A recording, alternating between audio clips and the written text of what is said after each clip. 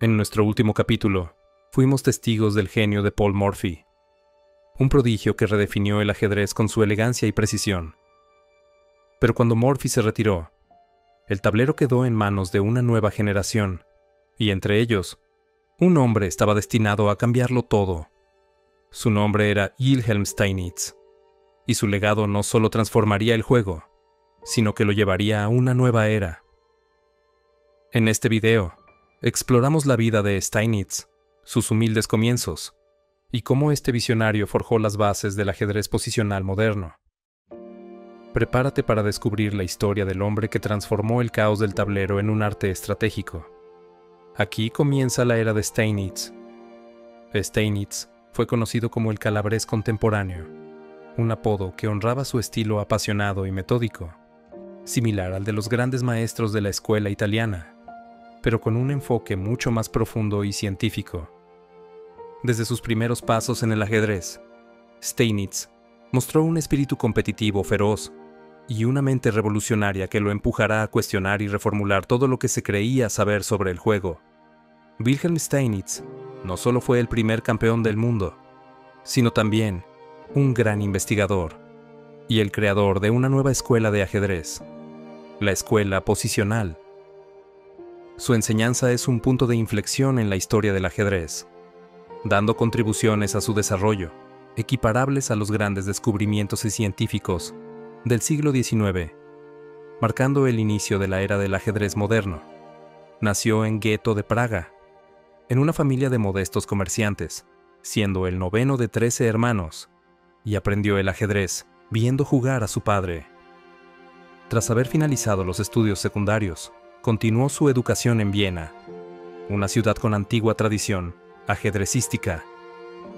Mientras en Londres y París, Andersen y Morphy se encontraban en su momento de álgido y fama, un joven Steinitz se ganaba la vida en un pequeño café vienés apostando por el ajedrez. El ajedrez cautivó por completo a Steinitz, y para dedicarse de lleno a él, abandonó sus estudios en la Escuela Politécnica Superior, que le auguraban una vida cómoda como ingeniero cualificado, y pronto se convirtió en el jugador más fuerte de Viena. Cuando, en 1862, la Sociedad Ajedrecística Vienesa recibió una invitación para participar con uno de sus jugadores en el segundo torneo internacional de Londres, la sociedad decidió enviar a su campeón de 26 años. El debut internacional de Steinitz no fue malo, sexto puesto entre 14 participantes, lo que le reportó un premio de 5 libras esterlinas. Y lo que es más importante, una memorable victoria sobre Mongredien. El vencedor del torneo, el legendario Adolf Andersen, la calificó de la partida más aguda y brillante de la competición, y a Steinitz de estrella en alza. Por su parte, los organizadores calificaron a la partida el diamante del campeón austriaco y le concedieron un premio especial como la más brillante del torneo. Después del torneo, Steinitz se estableció en Londres, una de las capitales mundiales del ajedrez, y pronto se ganó los favores del público local con su juego agresivo y emprendedor. El veterano maestro inglés Walker saludó al recién llegado como el calabrés contemporáneo, aludiendo al sobrenombre de Greco, originario de Calabria. Así, el joven Steinitz era un fervoroso seguidor de Andersen y parecía un digno sucesor suyo, puesto que además jugaba según los cánones de la vieja escuela combinativa. El joven Steinitz era un fervoroso seguidor de Andersen y parecía un digno sucesor suyo, puesto que además jugaba según los cánones de la vieja escuela combinativa. Fue precisamente ese ímpetu característico de la escuela combinativa alemana, lo que era del agrado de los ajedrecistas ingleses, que podían aprender mucho de él.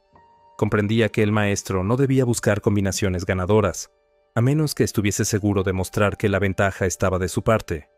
Llegó a la conclusión que el ajedrez debía estar sometido a su propia lógica, sin que pudiesen afectar la invención, intuición, el genio, ni nada por el estilo. En 1863, disputó múltiples encuentros contra representantes de la nueva generación, venciendo a Joseph Blackburn, al belga Frederick Deacon y al mismo Augustus Mongredien, el último adversario de Morphy, donde el ambicioso Steinitz superó el resultado del americano, ganando 7 partidas y dejando en 0 el marcador de su oponente. La obra de Steinitz fue debidamente reconocida por su sucesor en la corona, Emanuel Lasker. Cuando Paul Morphy, desesperado de la vida, renunció al ajedrez, Kaisa cayó en una profunda tristeza, sumiéndose en una sombría meditación. Las partidas de los maestros de aquel tiempo carecían de plan. Se conocen los grandes modelos del pasado, y los maestros tratan de seguirlos y emularlos, pero sin éxito. Los maestros se entregan también a la reflexión. Uno de ellos piensa largamente sobre Paul Morphy, y Kaisa, agradecida, le anima a perseverar. Por fin, se alcanza una de las cumbres más altas en la historia del ajedrez. Steinitz anuncia los principios de la estrategia, fruto de un pensamiento y una imaginación en estado de gracia. A fin de distinguir entre los principios verdaderos y los falsos, Steinitz tuvo que cavar profundo para abrir los senderos al arte de Morphy. La razón para que un plan exista a priori es que su existencia sea formulada, y para proceder a esa formulación se requiere la agudeza del genio. Tal formulación implica que la posición del tablero debe mostrar un signo, un momento característico que nos indique el plan a seguir, aliviándonos así de la necesidad de buscar entre una inmensa de variantes. El mundo no comprendía cuánto le debía a Steinitz. Ni siquiera los jugadores de ajedrez lo entendieron. Sin embargo, su pensamiento fue revolucionario. Este principio fundamental y universal puede expresarse brevemente así: la base para trazar un plan magistral siempre es una evaluación. Ahora bien, evaluar, juzgar, estimar algo no presupone un conocimiento exacto.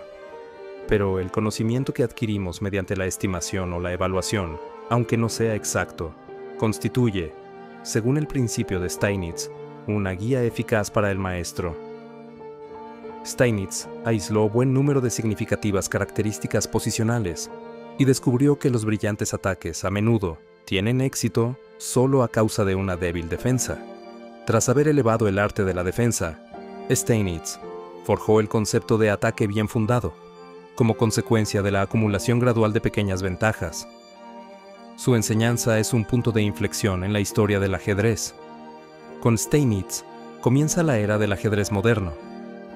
La contribución del primer campeón mundial a su desarrollo es equiparable a los grandes descubrimientos científicos del siglo XIX. Los brillantes éxitos de Steinitz indujeron a los organizadores ingleses a concretar un encuentro con Andersen, que podría concretarse como cuarto de la historia, tras los enfrentamientos Labourdonnais contra McDonnell, Staunton contra Saint-Amant y Morphy contra Andersen, a semejanza del campeonato del mundo. Los 6 primeros en el ranking mundial, al 1 de julio de 1866, estaban ocupados por Morphy, Andersen, Poulsen, Steinitz, Kolisch y Lowenthal. Puesto que la esperanza de que se produjera el retorno de Morphy era cada vez más remota, el match con Andersen por la corona se convirtió en una posibilidad real. El calendario de juego se establece a 8 partidas ganadas, sin contar empates con 2 horas para cada 20 jugadas. Curiosamente, los premios eran muy modestos, si los compramos con la actualidad, puesto que el ganador se llevaba 100 libras esterlinas y el perdedor 20 libras esterlinas. Staunton consideraba favorito del match a Andersen, puesto que consideraba que Steinitz sobreestimaba su fuerza. Sin embargo, el encuentro fue una feroz y dramática lucha entre 2 oponentes de fuerza similar, 2 intrépidos gladiadores del ajedrez. Andersen inició el match por la corona con su favorito, Gambito Evans, y se anotó el primer punto. Después, Andersen comenzó a patinar. Perdió 2 veces con el Evans y una vez más con negras ante el Salvio. El marcador, por tanto, señalaba 4-1 a favor de Steinitz. En la 6ª partida, Andersen se acordó de la defensa siciliana y logró imponerse tras una prolongada lucha. Resultó evidente que esta victoria animó al maestro alemán, de 48 años, que consiguió ganar 3 partidas consecutivas, con blancas con el Gambito Evans, con negras con el Gambito Salvio, y de nuevo tomó la delantera 5-4. Entonces Steinitz prescindió de gambitos y alcanzó el 6-5. Andersen regresó a la siciliana y empató el marcador 6-6. En ese momento, Steinitz se reveló más fuerte que Andersen, jugando como el propio Andersen. En la 13ª partida, sin embargo, aparecen claramente los rasgos característicos de la escuela posicional.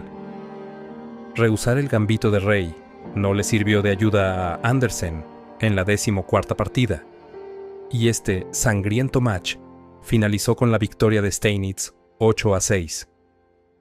Sin embargo, el mundo del ajedrez no se apresuró a reconocer el nuevo campeón tanto que Morphy seguía vivo y que en el otoño del 66, Steinitz venció con dificultad a Henry Bird, a quien Morphy había conseguido vencer fácilmente, lo que tampoco contribuyó a su reconocimiento, pues para colmo el perdedor declaró que Morphy podría concederle al calabrés contemporáneo la ventaja de peón y salida.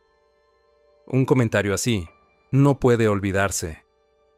Más tarde, cada vez que Bird se cruzaba en el camino de Steinitz, era despachado sin paliativos. En cualquier caso, Steinitz no pudo demostrar su superioridad en los siguientes torneos. Por entonces el futuro campeón del mundo inventó una apertura ultra aguda conocida por la teoría como Gambito de Steinitz. En este ámbito, se amalgamaban las ideas de ataque de la vieja escuela, que a menudo suponían dejar el rey en el centro, y el esbozo de la nueva escuela. Steinitz ponía sobre el tapete una tesis original. Si se tomaban las debidas precauciones, el rey podía defenderse a sí mismo. Para atacar, el adversario tiene que avanzar sus peones, y en caso de que la ofensiva no tenga éxito, los peones resultarán débiles. De las numerosas partidas disputadas por Steinitz con su gambito, la mayor impresión se produjo con la siguiente, siendo su rival Louis Poulsen, uno de los principales maestros de la época, y a quien Steinitz tenía en alto concepto, considerándolo uno de los pioneros de la nueva escuela, en donde Steinitz demostró de forma convincente su superioridad en la evaluación de los factores posicionales, tanto dinámicos como permanentes. Sus contemporáneos no fueron capaces de encontrar una receta contra su revolucionaria estrategia, consistente en la acumulación de pequeñas ventajas, y solo mucho después, sembraría dudas en su gambito. Cuando, en 1883, Steinitz visitó a Morphy en Nueva Orleans, parece ser que éste le habría dicho: «Sé que su gambito es malo». La intuición no había abandonado al gran recluso del ajedrez. Pero lo cierto es que para poner en evidencia la vulnerabilidad del rey blanco en el centro y refutar el gambito, se requería precisamente el genio de Morphy. Wilhelm Steinitz no solo fue un jugador brillante, sino un auténtico visionario. Quizá hubo cierto sentido histórico en que las cosas fueran así. El pionero independiente se había ido, dejando paso al filósofo que los tiempos necesitaban para que fuesen formulados los nuevos principios. En la segunda vuelta, Steinitz venció a Poulsen con negras, confirmando la bondad del estilo posicional. Era el comienzo de un largo periodo en que el ajedrez empezaría a evaluarse de forma distinta. En los torneos de París, 1867, y Baden-Baden, 1870, yo esperaba conquistar el primer puesto. Recordaría más tarde, el primer campeón del mundo. Al no conseguirlo, me vi obligado a pensar acerca de mis actuaciones, y llegué a la conclusión de que el juego combinativo, aunque a veces produce excelentes resultados, no puede garantizar el éxito. Tras un meticuloso estudio de este tipo de juego, descubrí un buen número de defectos. Muchos sacrificios tentadores que tuvieron éxito resultaron ser incorrectos. Adquirí, por tanto, la convicción de que una defensa correcta requiere un gasto de energía mucho menor que el ataque. En general, un ataque solo tiene posibilidades de éxito cuando la posición enemiga se encuentra ya debilitada. Desde entonces, mi pensamiento se ha orientado a buscar una forma sencilla y segura de debilitar la posición contraria. En 1872, Steinitz se impuso en el Torneo Internacional de Londres, realzando considerablemente su reputación como el mejor jugador del mundo. Poco después, consiguió una tribuna regular con una columna de ajedrez en el periódico deportivo inglés The Field, en la que durante casi 9 años comentó las partidas magistrales más interesantes. Fue una época no solo de relativa prosperidad material, sino también de incansable investigación, en la que desarrolló gradualmente los principios de la nueva escuela. Hay que añadir que Steinitz se anotó un demoledor triunfo en match contra Blackburn en la década de 1870, el más claro representante de la escuela combinativa. Era una tarea extremadamente difícil, que obligó a Steinitz a desarrollar la teoría de la defensa. Y no olvidemos que antes de él, la capacidad defensiva se encontraba en pañales, de modo que se convirtió en el pionero. Creyendo religiosamente en las propiedades defensivas de posiciones restringidas, pero no debilitadas, Steinitz consideraba un deber refutar gambitos, y a menudo provocaba deliberadamente un ataque contra su rey. La siguiente partida del encuentro con Blackburn es característica de su filosofía. Lasker la valoraba enormemente y la comentó en sus conferencias en numerosas ocasiones. Después de este match, Steinitz no participó, durante 6 años, en ninguna competición importante, ganándose la vida con su incansable trabajo de comentarista en The Field y con exhibiciones de simultáneas de extraordinario éxito, incluidas algunas a la ciega. Gracias a sus profundos y penetrantes análisis, su teoría posicional, que seguía sin ser entendida, fue paso a paso tomando cuerpo. Al estudiar las partidas de aquella época, podemos ver que gradualmente se iban haciendo más complicadas, que su calidad mejoraba y que la resistencia y la capacidad defensiva de los jugadores progresaban claramente. Por otra parte, los mejores maestros también habían desarrollado su capacidad de ataque, buscando nuevas continuaciones en esquemas conocidos. También en este aspecto tuvo éxito Steinitz, que no se contentaba con buscar mejoras aisladas, sino que elaboró y desarrolló tendencias estratégicas en la apertura y el medio juego, basándose en su teoría de acumulación de pequeñas ventajas. En el ajedrez, como en la vida, siempre hay un momento que marca un antes y un después. Después de años de evolución y rivalidades, el año 1886 nos trajo un evento que cambiaría para siempre la historia del juego: el primer campeonato mundial de ajedrez. Fue en este escenario donde Wilhelm Steinitz, el visionario del ajedrez posicional, y Johannes Zukertort, el brillante maestro del ataque, se enfrentaron en un duelo épico que definiría quién sería el primer campeón oficial del mundo. No era solo un enfrentamiento de estilos, era una batalla de ideas. Steinitz defendía su meticulosa estrategia, basada en principios posicionales, mientras que Zukertort llevaba la antorcha del ajedrez romántico, con ataques audaces y creatividad desbordante. Pero este match fue más que un choque de genios. Fue el nacimiento de una tradición que sigue vigente más de un siglo después. El título mundial estaba en juego. Steinitz reanudó sus actuaciones en 1882, compartiendo el primer puesto en el torneo internacional de Viena. Zukertort, que por entonces había progresado de forma considerable, fue claramente superado, pero pronto conseguiría el mayor éxito de su carrera, al ganar el famoso torneo de Londres, 1883. Johannes Hermann Zukertort era el discípulo más brillante de Andersen, con quien había disputado más de 1 millar de partidas, incluidos 2 matches en 1883 y en 1871. Por entonces, junto con su maestro, había iniciado la publicación de una revista y junto con Dufresne, escribió un manual que tuvo una gran acogida. En 1872, Zukertort se estableció en Londres y, aunque había realizado estudios de medicina, abandonó su práctica y se consagró por entero al ajedrez. En 1879, fundó la revista Chess Monthly, desde cuyas páginas se enzarzó en agrias polémicas con Steinitz. Hablaba con fluidez una docena de idiomas, tenía una memoria prodigiosa y había establecido récords de simultáneas a la ciega. Apenas hay necesidad de decir que el elemento natural donde el maestro alemán sobresalía era el terreno combinativo. Naturalmente, Steinitz estaba ansioso por recuperar la reputación de número 1 mundial, e inmediatamente después del torneo de Londres, desafió a Zukertort a disputar un match. La batalla entre ambas estrellas prometía ser un acontecimiento comparable al legendario encuentro entre Andersen y Morphy. Sin embargo, como lo expresaron los bromistas de la época, el mayor match de nuestro tiempo vacúo requirió, si no las negociaciones más grandes, sí las más largas.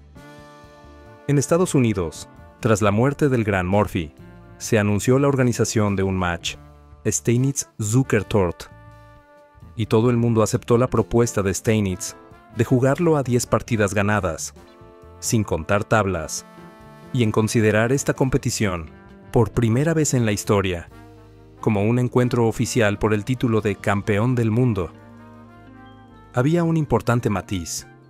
En caso de que la puntuación fuese 9-9, se consideraría que el match había finalizado en empate, puesto que ninguno de los contendientes deseaba que el desenlace de un duelo tan importante se decidiese por el resultado de una sola partida. El tan esperado match dio comienzo el 11 de enero de 1886 en Nueva York, ante una nutrida audiencia, en el Cartiers Academy Hall de la Quinta Avenida.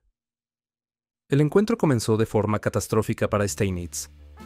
Tras ganar la primera partida en excelente estilo, sufrió entonces 4 derrotas consecutivas, con la particularidad de que en la tercera había superado estratégicamente a su rival, y en la cuarta dejó colgada una pieza en posición algo superior. Sin embargo, el futuro campeón no se desesperó, aunque un comienzo así no era algo que necesitase para habituarse al sufrimiento. El duelo se desplazó entonces a St. Louis, donde Steinitz de inmediato ganó 2 partidas, y el marcador se hizo más apretado, 3-4. En la octava partida se acordaron las primeras tablas. La tensión había alcanzado un momento crítico. Ahora, mucho dependía de la siguiente partida. Aquí conviene recordar que en este match, Steinitz luchaba no solo por el título de campeón, sino también por el triunfo de sus principios. Desde hacía mucho, estaba convencido de que el ajedrez estaba sometido a leyes concretas y que siempre debía jugarse conforme a un plan, teniendo en cuenta las características de una posición dada, y también que solo debía atacarse si se contaba con cierto número de pequeñas ventajas, considerando ciertas propiedades de la posición, temporales o duraderas, tales como ventaja en desarrollo, movilidad de las piezas, dominio del centro, posición del rey enemigo, superior formación de peones, mayoría de peones en el flanco de dama, líneas abiertas, y la ventaja de la pareja de alfiles. Steinitz valoraba especialmente los factores estables, como la formación de peones, estudiando 3 tipos de peones, unidos, aislados y doblados, y también la debilidad o fuerza, no solo de los peones en sí, sino también de las casillas circundantes. En particular, determinó que un peón aislado en el centro constituye una debilidad, un blanco para el ataque sistemático, y la casilla delante del peón es una plataforma ideal para una pieza menor, en especial un caballo. Fue, precisamente en este match, con Zukertort, donde, por primera vez, se puso de manifiesto una clara concepción, a saber, cómo jugar contra un peón central aislado. Uno de los ejemplos clásicos es la 9ª partida, en la que Steinitz se reveló, una vez más, como un sobresaliente maestro de la defensa. El marcador estaba igualado 4 victorias, 4 derrotas y un empate. Y aunque en caso de empate, 9-9, los contendientes habían aceptado seguir jugando a 8 victorias más, el juego era ahora unilateral. En Nueva Orleans, con el marcador 5-7, y tras haber dejado escapar la victoria en la 17ª partida y perder la 18ª, Zukertort se derrumbó por completo. Steinitz solo necesitó 2 partidas más para celebrar su triunfo. 10 victorias, 5 derrotas y 5 empates. El mundo tenía ya su primer campeón de ajedrez. La prensa saludó la victoria de Steinitz con frialdad. El resumen de su postura era que Zukertort había estado irreconocible, que se habían producido numerosos errores y que, por el contrario, apenas se había visto brillantez. Se recordaban los tiempos gloriosos de Andersen y Morphy, ignorando por completo el rumbo que el ajedrez había tomado en el último cuarto de siglo, sin percibir en absoluto que Steinitz y Zukertort habían jugado en un orden de mayor magnitud que cualquiera de sus legendarios predecesores y que, por tanto, la guerra de aniquilación, como muchas batallas ulteriores por la corona, había requerido mayor tensión nerviosa. ¿Por qué se quemó tan rápidamente Zukertort? Da la impresión que una vez transcurrido el primer tercio, Steinitz se había adaptado perfectamente al match, ajustando su estilo de juego y descubriendo el suyo propio, lo que no era fácil, pues Zukertort, después de todo, era un excelente jugador práctico y que podía hacer con su rival lo que quisiera, jugando un ajedrez que le resultaba incomprensible a su contrincante. Gradualmente, Zukertort fue perdiendo los nervios y desarrollando un sentimiento de impotencia. Sencillamente, no sabía qué hacer con Steinitz. Así terminó el primer match por el título de campeón del mundo de ajedrez, con Wilhelm Steinitz coronándose como el primer monarca oficial del tablero. Su victoria no solo marcó el inicio de la era moderna del ajedrez, sino que también sentó las bases para una comprensión más profunda del juego, donde la estrategia y la lógica primaban sobre la brillantez táctica aislada. Zukertort, a pesar de su talento y sus hazañas, no pudo resistir la presión de un adversario que había perfeccionado su propio sistema de juego. Su derrota fue más que una cuestión de resultados. Fue el reflejo de un cambio en la manera de concebir el ajedrez. En la historia del ajedrez, pocos enfrentamientos capturan la esencia de la rivalidad, como los duelos entre Wilhelm Steinitz y Mijail Chigorin. Después de coronarse como el primer campeón mundial, Steinitz tuvo que demostrar, una vez más, que su trono no era un accidente. Y para ello, se enfrentó a un oponente que encarnaba el espíritu del ajedrez romántico, Chigorin, el genio ruso cuyas partidas eran un torbellino de creatividad y valentía. Este capítulo nos lleva a dos escenarios únicos: el innovador match por telégrafo, un símbolo de cómo el ajedrez trascendía fronteras, y el épico encuentro en La Habana, donde Steinitz defendió su título bajo los calurosos cielos cubanos. Fue una batalla que combinó estrategia, tensión y momentos inolvidables. Un choque de estilos, donde el cálculo posicional de Steinitz se enfrentó a la audaz imaginación de Chigorin. Prepárate para revivir estas históricas partidas, que no solo definieron el reinado de Steinitz, sino también un capítulo fascinante de la evolución del ajedrez. El ajedrez cruzaba océanos, y la lucha por la corona mundial nunca había sido tan intensa. El rico club de ajedrez de La Habana, con el que Steinitz tenía buenas relaciones, reunió en 1888 la bolsa necesaria para organizar un nuevo match y se puso en contacto con el campeón, invitándole a designar a su más fuerte oponente para disputar en Cuba un nuevo encuentro por el campeonato mundial. Steinitz estuvo de acuerdo y, sin la menor duda, eligió a Chigorin. En aquella época, el gran maestro ruso, Mijail Ivanovich Chigorin, 1850 a 1908, tenía un palmarés relativamente reducido, pero era el más difícil y el más peligroso rival para el campeón.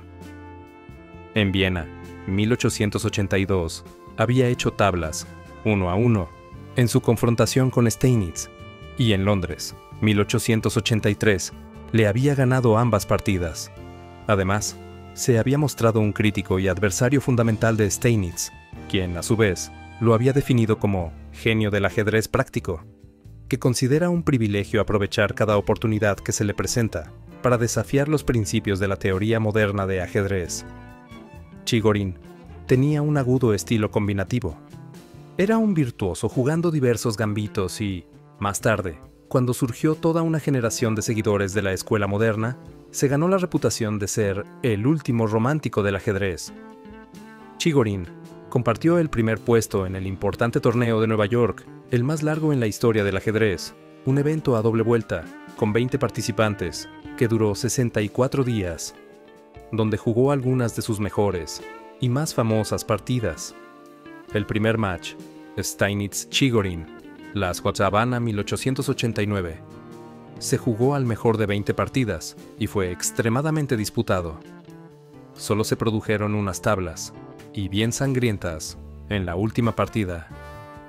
Chigorin tuvo un buen comienzo, dominando el marcador después de 7 partidas. Luego sufrió 3 derrotas consecutivas, recuperó un punto, pero, de nuevo, perdió otras 3 partidas seguidas, y todo había terminado. Steinitz ganó. Inmediatamente después de haber finalizado el encuentro, el campeón escribió: "Fue un match entre un viejo maestro de la joven escuela y un joven maestro de la vieja escuela, y ganó la joven escuela, a pesar de la edad de su representante. El joven maestro de la vieja escuela sacrificó peones y piezas. El viejo maestro de la joven escuela llegó aún más lejos. Sacrificó partidas enteras para demostrar lo que entendía por funda 2 principios posicionales. Creo que debe admitirse que pagué un alto precio por mis experimentos, por llevarlos a cabo en una feroz lucha ajedrecística bajo la presión de un tiempo limitado, y también sin una comprobación previa en la práctica. Por consiguiente, mis aventuras defensivas contra el Gambito Evans me costaron, como mínimo, 5 de las 7 partidas perdidas. Pero estoy satisfecho por el hecho de que, a pesar de todo, logré ganar 4 partidas y hacer tablas en otra, lo que no es un éxito insignificante, si se tiene en cuenta la novedad y la dificultad del experimento. El maestro anglo-húngaro Isidor Gunsberg, 1854 a 1930, estaba considerado otro serio aspirante a la corona mundial. Gunsberg había ganado los torneos de Hamburgo 1885 y Bradford 1888. Después de haber empatado un match crucial con Chigorin, la Habana 1890, retó a Steinitz y 11 meses más tarde, ambos se enfrentaron por el Campeonato del Mundo, Nueva York 1891. El encuentro se jugó al mayor de 20 partidas y el campeón de nuevo conservó su título, ganando por 10.5 a 8.5. El aspirante no amenazó seriamente su trono, pero demostró ser un sólido jugador posicional. Como escribiría más tarde Tarrasch, Gunsberg fue el primero de los oponentes de Steinitz en luchar contra este con sus propias armas. Un año antes, se había publicado en Nueva York el primer tomo de la famosa guía de aperturas de Steinitz, The Modern Chess Instructor, que también incluía un artículo temático, The Modern School and Its Tendencies. Extractos de este manual se publicaban regularmente en las revistas rusas de ajedrez. Chigorin invitó a Steinitz a jugar un mini encuentro a 2 partidas por telégrafo, con estas variantes de apertura con un control de tiempo de 3 días por jugada, y un periodo de descanso durante el match por la corona con Gunsberg. Steinitz, como siempre, aceptó el desafío, pero todo terminó mal para él. En primer lugar, la policía de Nueva York, al enterarse del sospechoso código telegráfico, lo arrestó como espía ruso, aunque el maestro fue puesto en libertad al día siguiente. Y en segundo lugar, Chigorin ganó ambas partidas brillantemente. Veamos la apabullante derrota que le infligió al campeón en el Gambito Evans.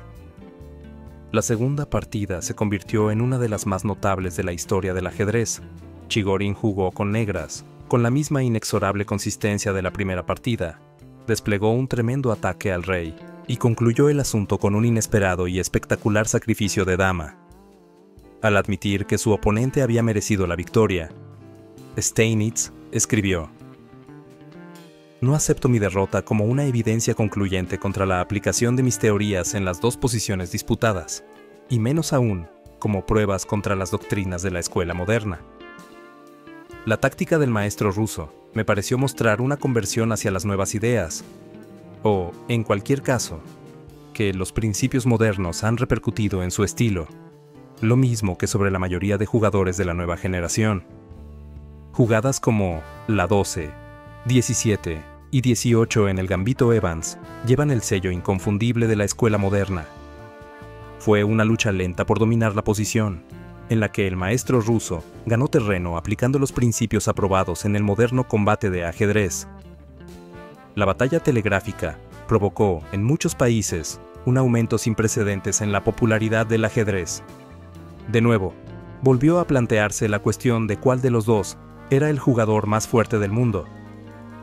La Sociedad Ajedrecística de San Petersburgo y el Club de Ajedrez de La Habana cursaron sendas ofertas para organizar un nuevo Steinitz-Chigorin por el campeonato del mundo. La elección de sede se dejó en manos del campeón, quien eligió La Habana.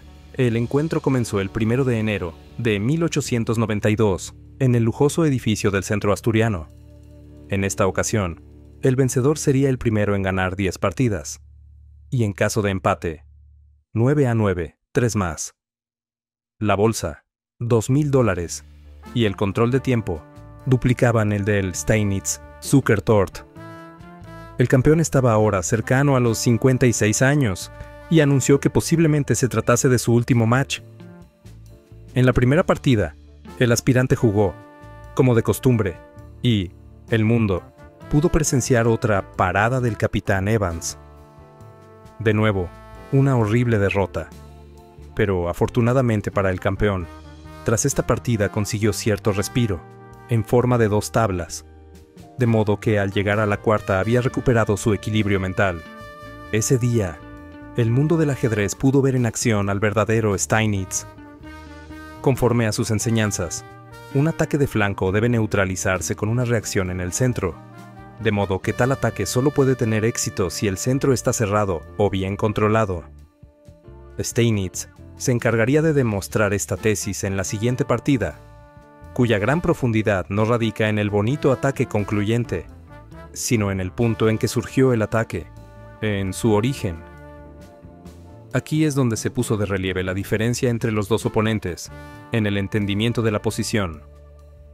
Por supuesto, Chigorin estaba más avanzado que Zukertort y jugaba un ajedrez a más amplia escala, pero tampoco él podía competir con Steinitz en el juego posicional. Se trata de una admirable partida, inexplicable para el siglo XIX. Steinitz parecía maniobrar en sus 3 primeras filas, pero en todas partes las cosas rodaban mal para las negras. En una posición tranquila, semicerrada, sus problemas se fueron agrandando como una bola de nieve. Una partida muy profunda que muestra la superioridad de Steinitz sobre sus contemporáneos en el entendimiento global del ajedrez. Aquí superó a su oponente fácilmente, de forma casi imperceptible, sin pasar casi de la tercera fila. Por otra parte, no se trataba de un adversario cualquiera, sino de uno de los jugadores más sobresalientes de la época, de un verdadero aspirante al supremo título. Y sin embargo, había sido incapaz de hacer nada. Steinitz había jugado como si pudiese adivinar el futuro. Su cauteloso plan pasó a constituir el prototipo del moderno juego de maniobras. Esta dolorosa derrota descorazonó un tanto a Chigorin. Tras unas tablas de respiro, volvió a perder la 6ª partida.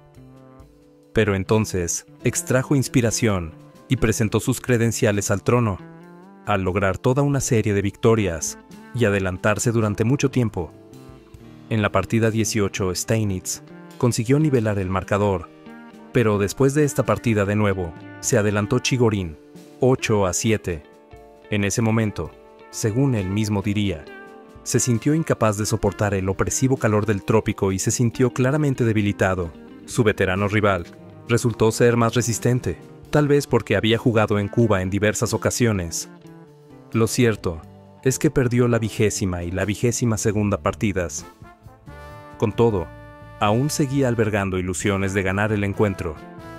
Así, la puntuación final resultó favorable a Steinitz, por lo que conservó el título de campeón del mundo.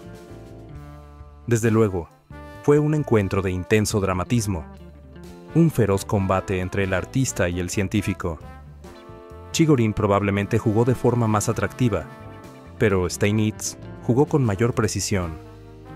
En la partida 23 había más de 1 millar de personas en la sala, y todos comentaban el brillante juego de Chigorin. Se esperaba como inminente la rendición de Steinitz. De repente, se produjo una extraordinaria conmoción.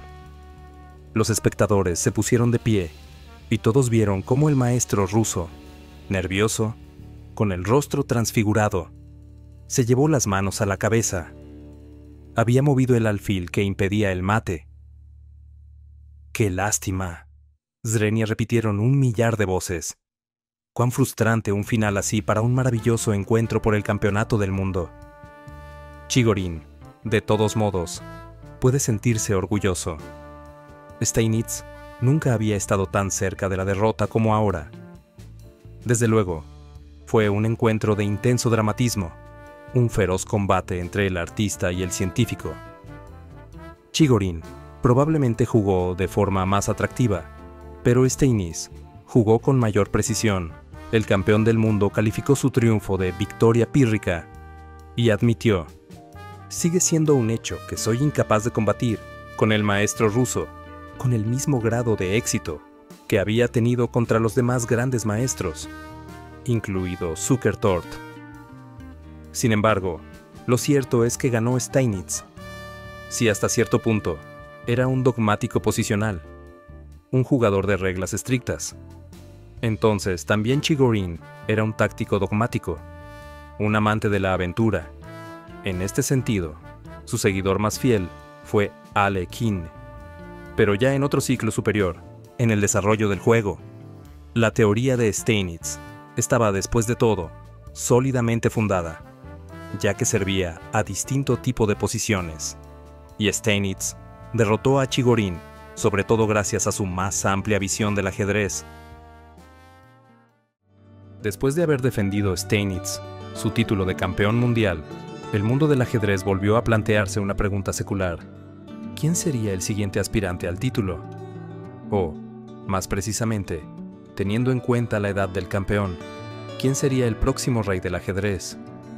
Entre los candidatos más plausibles se encontraba el campeón alemán de 30 años, Dr. Siegbert Tarrasch, que había ganado los importantes torneos de Breslau, 1889, Manchester, 1890 y Dresde, Alemania, 1892, de forma convincente. Podía haberse enfrentado a Steinitz, incluso después del torneo de Manchester, pero declinó la tentadora oferta del Club de Ajedrez de La Habana, manifestando que estaba ocupado en el ejercicio profesional de la medicina. Por otra parte, se encontraba el joven de 24 años Emanuel Lasker. Aún no había conseguido éxitos suficientes y, por tanto, Tarrasch rehusó, razonablemente, disputar con él un encuentro de candidatos. Aunque el doctor probablemente habría derrotado entonces al inexperto Lasker y al enfermo Steinitz, prefirió otro camino. Desafió a un match al reciente aspirante número 1, Chigorin. El duelo, San Petersburgo, otoño de 1893, merece especial mención, puesto que se convirtió en una especie de batalla por el campeonato mundial, no solo por su formato. Ganaría el primero en lograr 10 victorias, y si se producía empate 9-9, el encuentro sería declarado tablas, sino también por la riqueza de su contenido ajedrecístico. Los contendientes lucharon literalmente hasta el último peón. En las 9 primeras partidas, y en las 6 últimas, no hubo ni unas pocas tablas. La victoria le habría dado a Tarrasch todo el derecho a disputar un match con Steinitz, y el doctor de Nuremberg se puso seriamente manos a la obra. Sin embargo, Chigorin no tenía intención de ceder terreno, y menos en su propia casa, y al ganar la 7ª y 8ª partidas, en excelente estilo, igualó el marcador, otra vívida ilustración de los puntos fuertes y débiles de ambos aspirantes al trono, en particular de Chigorin. El maestro ruso jugó de forma muy creativa y arriesgada, en el sentido estratégico. Tarrasch, tras haber logrado una excelente situación, se complicó las cosas En el juego complicado y racional era, sin embargo, inferior a su oponente. Pero cuando llegaba la ocasión de tener que defenderse, lo hacía muy bien. Chigorin, de todos modos, convirtió en un caos la tarea de materializar su enorme ventaja e incluso perdió un peón. Afortunadamente, en el final su oponente, presuponiendo que sería tablas, se creó algunas dificultades a sí mismo y no captó el momento crítico. Tarrasch supo sobrevivir a las 3 derrotas consecutivas y en la partida 21 consiguió su 9ª victoria. Sin embargo, en la 22 dejó escapar unas simples tablas y con ellas el triunfo en el match, una grandiosa batalla que finalizó en empate. En el Senado histórico fue muy importante que la nueva escuela Steinitz-Tarrasch encontrase por entonces un poderoso oponente, porque cuando en el ajedrez desaparecen los debates creativos, comienza el estancamiento. Es en los grandes enfrentamientos, con diferentes tendencias creativas, donde podemos juzgar acerca de las distintas ideologías ajedrecísticas, y en el transcurso de esos combates, el ajedrez moderno ha ido tomando forma. Como suele decirse, en la discusión se descubre la verdad. Steinitz no solo fuese el primero en expresar los principios posicionales, sino que creó una tradición, según la cual los maestros líderes, a diferencia de las estrellas del pasado, consideraban una cuestión de honor formular y defender sus opiniones ajedrecísticas. Quizá no tan revolucionarias como las del primer campeón mundial, pero principios en cualquier caso. Así, Chigorin, quien criticaba a Steinitz por la abstracción y la naturaleza un tanto dogmática de su teoría, abogaba por un diferente, más concreto, enfoque del ajedrez, y continuamente buscaba sus propios caminos. En términos generales, la tradición de no solo ganar una partida, sino explicar también por qué se ha ganado, se remonta a Philidor. Pero Philidor se guiaba por conceptos excesivamente generales, que a fines del siglo XIX ya no daban resultado, pues el nivel del ajedrez había progresado enormemente. Desde el tiempo de Philidor, no había sucedido nada significativo en este aspecto, y puede considerarse que Steinitz fue el que abrió la era de la explicación científica de las partidas ganadas. La gran confrontación, Steinitz-Chigorin, quizá haya sido la primera fase de esa era. El campeón ganó merecidamente, y su teoría se convirtió en la dominante. El encuentro Tarrasch-Chigorin representó un importante hito en el desarrollo del entendimiento ajedrecístico. Cierto que mientras ellos dormían en San Petersburgo, ¿quién sería el principal aspirante? En la distante América, el impaciente Lasker había convencido a Steinitz para jugar con él un match por la corona mundial. En la primavera de 1894, el mundo tendría un nuevo y joven rey del ajedrez. Así pues, Steinitz cedió el trono, convirtiéndose en el primer ex campeón mundial de la historia del ajedrez. El tiempo había hecho su trabajo, pero en partidas aisladas, el viejo león podía seguir exhibiendo sus colmillos, recordándole a todos quién había sido.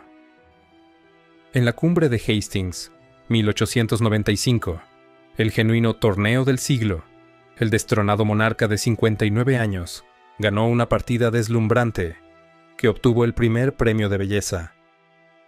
Hasta aquel momento su oponente, Kurt von Bardeleben, había sumado 7,5 puntos de 9 partidas, incluida una victoria sobre Lasker. El espíritu de lucha y la energía mostrados por Steinitz, que no se encontraba del todo bien y lejos ya de sus mejores días, tanto en esta partida como en todo el match torneo de San Petersburgo, suscitaron una enorme admiración. Un año después, en Moscú, 1896 a 1897, el ex campeón perdió ante Lasker el primer match revancha de la historia, iniciando con 4 derrotas sucesivas. Esto, sin embargo, no le impidió enviar una carta de felicitación a su viejo oponente Chigorin, que acababa de ganar el torneo de Budapest durante el match revancha de Moscú. Steinitz comenzó a sufrir serios problemas de salud, debiendo internarse durante todo un mes en el hospital. Pero incluso en tan difíciles condiciones, jugando contra un joven y fuerte oponente, el maestro pudo, a veces, crear genuinas obras maestras de la estrategia. En el match revancha, Steinitz explicó su mal juego en la prensa. ¿Por qué pierdo de forma tan ignominiosa? En primer lugar, porque Lasker es el mejor jugador con el que jamás me haya encontrado. Quizá el más fuerte de cuantos han existido. Sencillamente, no puedo resistir una lucha con un maestro de primera fila. Pero un jugador de ajedrez no tiene más derecho a estar enfermo que el que tiene el comandante en el campo de batalla. Sus fuerzas rápidamente fallaron. A finales de siglo, aún conseguiría un cuarto puesto en el maratoniano torneo de Viena 1898, siendo su último torneo el de Londres 1899. Y aunque por primera vez en su carrera no ganó un premio, al final sí ganó una partida, contra Janowski, que sería la última de su vida. En sus años de declive, Steinitz dijo en una ocasión de sí mismo: «No soy un historiador de ajedrez, solo soy yo mismo una pieza en la historia del ajedrez que nadie puede evitar. No escribiré acerca de mí mismo, pero estoy seguro de que alguien lo hará». Ciertamente se ha escrito acerca de él. Muchos lo hicieron. Los más eminentes divulgadores de sus ideas fueron Tarrasch, Lasker y algo más tarde, Ewey. El gran maestro finalizó sus días en plena encrucijada del siglo XX y en la miseria, en un asilo mental de la isla de Ward, no lejos de Nueva York. Llegó allí por barco, sujetando contra su pecho un pequeño tablero de ajedrez. Se imaginaba que producía corriente eléctrica, moviendo sus piezas y atacando las enemigas. Se imaginaba que seguía jugando contra Lasker y hasta contra Dios. Y estaba seguro de que ganaría